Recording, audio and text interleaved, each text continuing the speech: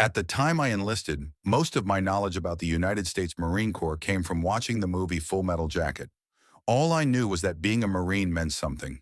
I couldn't explain it, but it felt right. It wasn't until boot camp that I began to understand why. Since 1775, when a group of men in a Philadelphia tavern created the idea of the Marine Corps, Marines have distinguished themselves in some of the world's harshest battles. From the infamous World War I Battle of Belleau Wood, where their fierce appearance earned them the nickname Devil Dogs, to Guadalcanal, Peleliu, Iwo Jima, Okinawa, the Chosin Reservoir, and countless other historic conflicts, Marines built a reputation of unmatched toughness. By the time I joined, a newer generation of Marines had already become legends. Veterans returning from multiple deployments to the Middle East carried heavy ribbon stacks, evidence of their combat. Many had fought in Afghanistan and Iraq, especially in places like Fallujah and Ramadi.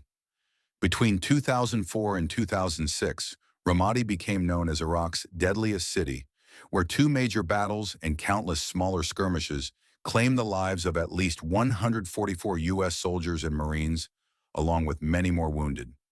Dozens of allied Iraqis and at least 8 British soldiers were also killed. Combat veterans rarely boast about what they endured. More often, they wonder how they survived. And in Ramadi, survival itself was remarkable. Constant sniper fire, IEDs, ambushes, and brutal house-to-house combat. But Ramadi's stories weren't only about warfare. Strange, unexplained encounters also took place in those blood-soaked streets. Many Marines reported that the city wasn't just full of insurgents, but also of other things. Perhaps ghosts, perhaps something worse. One Marine, identified as Clay Tom, served with the 5th Marines in Ramadi in 2005. His platoon was posted at a police station that carried a dark history. Inside were old booking offices, cells, and a chilling shower room lined with shackles and drains stained by what looked like blood. The metallic smell was overwhelming. During a long night shift, Clay and a fellow Marine heard screams, horrific cries in Arabic, like a man choking on his own blood. Their lieutenant joined them to investigate. Armed with a shotgun, Clay entered the shower room, where he saw 2 glowing red eyes floating 8 feet off the ground in a solid black mass. Both he and the lieutenant felt the same terrifying presence, the air turning ice cold. They quickly retreated, reporting nothing unusual, but Clay remained convinced he had seen something evil, something not human. Other Marines on the same post experienced bizarre events, sandbags being hurled by invisible forces, shadowy figures near the gates, and doors slamming shut without wind.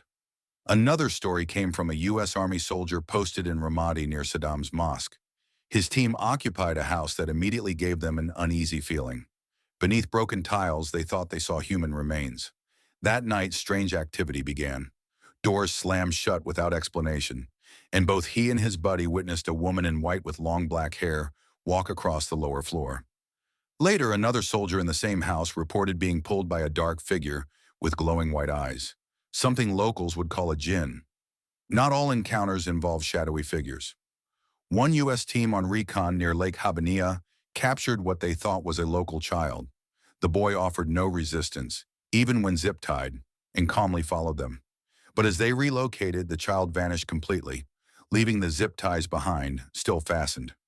Every man swore he had seen and touched the boy. An intelligence officer later told them it could have been a jinn. Strangely, none of the soldiers on that mission suffered so much as a scratch during the rest of their deployment. Such stories became common among soldiers and Marines in Iraq and Afghanistan. Reports of shadow figures, children who weren't really children, unexplained voices, flying creatures, and other horrors were widespread. Why so many in these particular regions? Some point to the theory of residual hauntings, that violent deaths and suffering leave energy imprints that replay like recordings. Others believe in trapped spirits of those who died violently. Some, from a biblical view, say they are demons, and still others suggest Iraq's ancient history, Babylon, rituals, wars, and bloodshed has left behind a spiritually turbulent land. Whatever the explanation, these stories endure.